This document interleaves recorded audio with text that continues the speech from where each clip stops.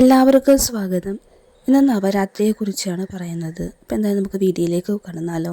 ദുഷ്ടനിഗ്രഹം നടത്തിയ ദേവിയെ ആരാധിക്കുന്ന ഉത്സവമായാണ് ഇന്ത്യയുടെ വിവിധ ഭാഗങ്ങളിലെ നവരാത്രി ആഘോഷിക്കുന്നത്.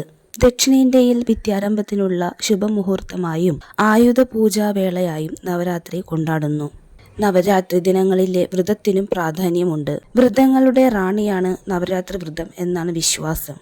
ഈ വ്രതം അനുഷ്ഠിച്ചാൽ ആഗ്രഹപൂർത്തീകരണവും ദുരിതനാശവും കാര്യവിജയവുമാണ് ഫലം.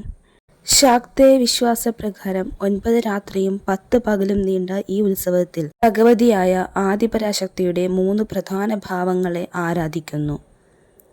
അതിന്റെ ഭാഗമായി ആദ്യത്തെ 3 ദിവസം ഭഗവതിയെ മഹാകാളിയായും അടുത്ത 3 ദിവസം മഹാലക്ഷ്മിയായും അവസാനത്തെ 3 നാൾ സരസ്വതിയായും സങ്കല്പിച്ച് പൂജിക്കുന്നു.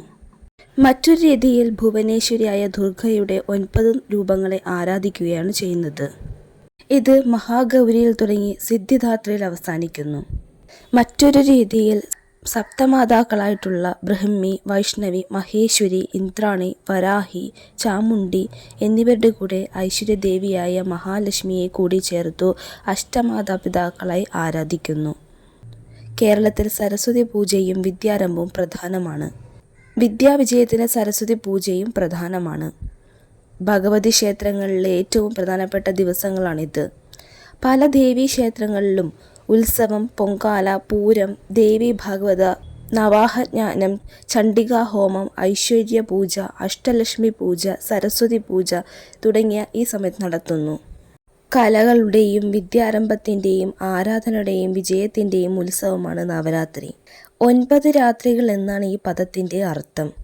ആഞ്ജനമാകുന്ന ഇരുളിനെ അകറ്റി അറിവിൻ്റെ പ്രകാശം പ്രദാനം ചെയ്യുന്നു എന്നതാണ് നവരാത്രി ആഘോഷത്തിൻ്റെ സന്ദേശം. പൊതുവെ സർവേശ്വരിയായ ഭഗവതിയെ ആദിപരാശക്തിയായിട്ട് ആദരിക്കുന്ന നാളുകളാണ് നവരാത്രി. പ്രാദേശിക ഭേദങ്ങളനുസരിച്ച് നവരാത്രി ആഘോഷങ്ങൾക്കും വ്യത്യാസങ്ങളുമുണ്ട്.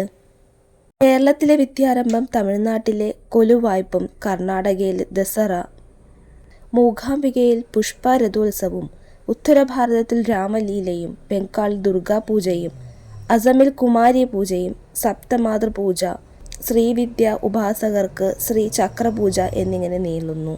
വ്യത്യസ്തതയുടെ ഭാവതലങ്ങൾ: കൊല്ലൂർ മൂകാംബിക, കണ്ണൂർ മൂകാംബിക, പറവൂർ മൂകാംബിക, ചോറ്റാനിക്കര, ആവണങ്കോട്ട് സരസ്വതി ക്ഷേത്രം, മൃദംഗശൈലേശ്വരി ക്ഷേത്രം തുടങ്ങി കേരളത്തിലെ അനേക ദേവീ ക്ഷേത്രങ്ങളിലെല്ലാം ഈ ആഘോഷം കേമകമായി കൊണ്ടാടുന്നു.